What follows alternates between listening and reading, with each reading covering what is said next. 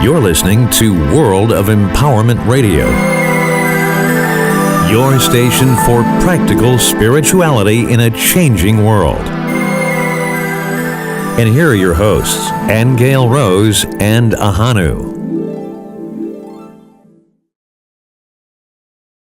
Well, you are very, very welcome. My name is Ahonu, and just before Christmas last year, we did a little program about head shaving. In fact, we called it Head Shave Anyone. And little did we know, but we were opening a little can of worms. It actually surprised us the amount of response that we got.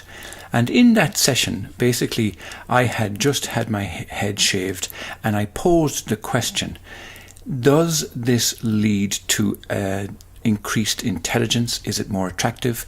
And all of those questions. But really where I was coming from was, I actually played two different video clips for you on that occasion. And one of them was where the Native American Indians had a program that they basically suggested that the hair was an extension of the nervous system and that it increased the possibility of extrasensory perception. And there's a lot to be said for that, because throughout the years, basically, the Native American Indians and various other native indigenous tribes have had their hair long, and they have great respect for long hair. So my question was around that. But then, by contrast, I also played a second video clip, and that one was of Sandra Ray, where she had had her head shaved. And her thinking behind that was that it led to a kind of a cleanliness, a spiritual cleansing. And there are both sides to this argument. And as I say, little did we know that we were opening a can of worms here.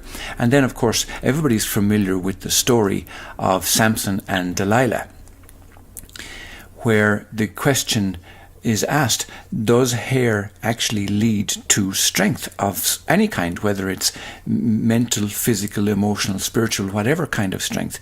But when Delilah had the hair of Samson cut, basically he lost his strength and was defeated in battle. So my question to you is, as we extend and explore this a little bit further, is this true? Do you feel that that is the case in your life? Now, here's a response I want to read to you from a participant of ours on our YouTube channel. And she wrote to me specifically and spelled out her own experiences with long and short hair. And I had to record this and read it back to you because I am so fascinated by her response, and fascinated also by the response that it has had in the general public.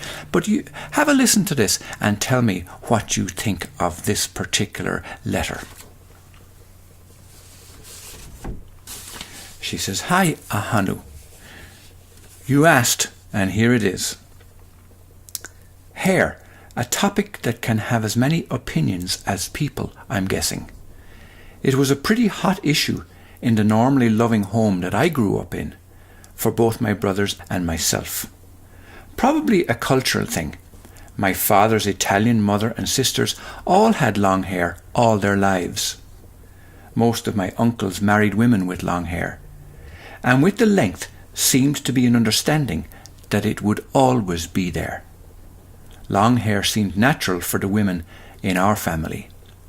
So, when I grew up, that my hair would be long seemed to be predetermined, maybe especially since I was the only girl. But my Italian dad rarely ever took care of my hair. Mum and I were the ones to deal with long, baby-fine hair before the days of conditioner. There were lots of snarls every day, especially on washing day, even though Mum always almost put it up in a ponytail. It was hard on both of us. With other kids in the house, and always a baby or two in those days, taking an hour, no kidding, to comb out freshly washed hair was a major and painful project. The summer after kindergarten, my parents made a bet. If Mom won, she'd get my hair cut. If Dad won, it would stay long. I'm pretty sure Mom wouldn't have agreed to the bet, maybe instigated it even, if she weren't pretty sure of the outcome. And she did win. So, terms unknown to me, Mom said we were going for a ride. She took me to her hairdresser, where my past the shoulder length hair was cut to around my ears. I'm sure Mum's major reason for this was that it was now short enough for me to take care of it myself, and that's just what happened. Then we went home and the fireworks flew. Dad took one look at me and he flew into a rage. Truly a rage. He broke a window, tore the curtain off the wall, put a hole in the wall, and stormed out of the house. I guess how drastic the cut would be was never discussed, or the timing of it. I think Mum counted on better to ask forgiveness than permission to get what she wanted. Clever lady. Dad never came home until everyone was in bed, every night for a week. And he was always gone before everyone got up in the morning, especially in the summer. So I didn't see him at all that week, and I was sure my daddy didn't love me anymore. I was devastated. Finally, after a week of his absence, I broke down sobbing uncontrollably. I was devastated. Mum had his brothers and half the neighbourhood out looking for him. He did come home that night and put me to bed after he rocked me for a little while. We came to an understanding. He admitted I didn't cut my hair, Mum did. And he made it known that it wouldn't happen again. After that, if I needed a trim or wanted to take a few inches off, I would start dropping hints and getting him used to the idea a couple of weeks ahead of the desired chop date. It was a point of stress for everyone in the house, really the only one between my dad and me, but it was a doozy. And with my brothers, hair had the opposite requirements. Short hair was the norm for the boys, even brush cuts in the summer. So when the Beatles became popular and longer hair became acceptable, Dad made it clear that it wasn't acceptable in our house. It was one of those topics that was non-negotiable. You either buckled to the parents' rules on this, or you didn't have the right to live in their home. Ouch, she says. My brother grew his hair to unacceptable lengths and refused to have it cut. The axe fell, and he tried living out in the wild for a few weeks. In January, brrr, he slept under the heavy brush in some field a few blocks from our house for a while. A friend in the neighbourhood left their garage unlocked, so he could sneak in there at night. When the parents found out, they were sympathetic to his plight, but wouldn't go against our parents' rules, so the garage got locked up at night. He was fortunate enough to be working for my uncle at a restaurant motel at the time. Uncle Frank and Nora made sure my brother at least ate. As he was a growing teenage boy, he had a healthy appetite. He probably washed up in the bathroom at the restaurant too. Maybe he conned someone into letting him use the shower in one of the motel rooms a few times. All this over the length of his hair. Finally, he caved and cut his hair. Sort of. Actually, he shaved his head, which infuriated my father almost as much as the long ago haircut did. I think Dad saw it as him being defiant and disrespectful of his wishes. I was away, far, far away, fortunately, at college at the time, so I didn't feel the blast of that explosion. But Mum wrote of it with such heartache. I think it was a turning point for my parents.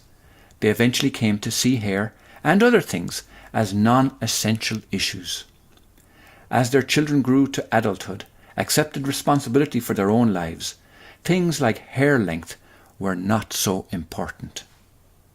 Respect, honesty, compassion, generosity were more important and had more of an impact on lives. Since then, I've mostly worn my hair long. A few times I felt the need for change and cut it, mostly regretting it about 3 days later. When I was around 50 or so, my mom asked me when I was going to cut my hair. I didn't understand the question. She said it was just time. Older women were supposed to have short hair.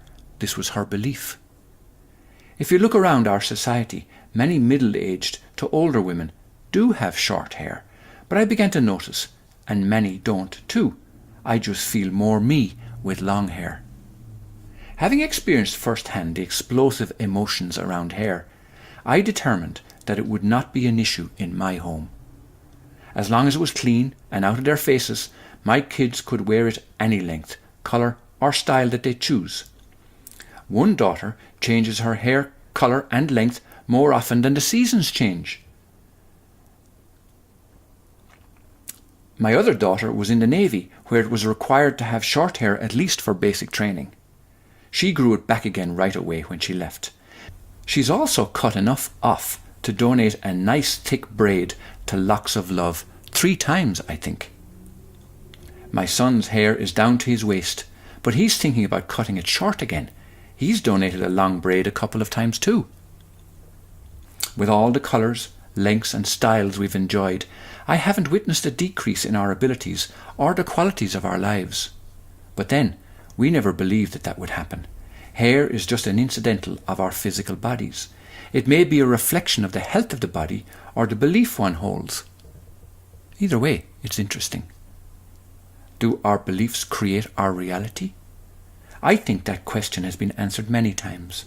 If you're raised with certain beliefs about hair, beliefs and traditions that have grown from those beliefs and held for many generations, it's understandable for native cultures to associate strengths or other abilities to their hair. But I don't believe it's an absolute. So, this lady asked me the question, how does it feel to have stubble on your head? Will I grow it long again? Now, the answer to that, I don't know. I'm not going to offer it right now. Right now, I'm just enjoying it. But here's what I want to know, and I'm putting this question out to you, our listeners. Do you think that a shaved head boosts confidence? Is long hair more attractive than short hair on either men or women? Do you believe that hair is an extension of our thoughts?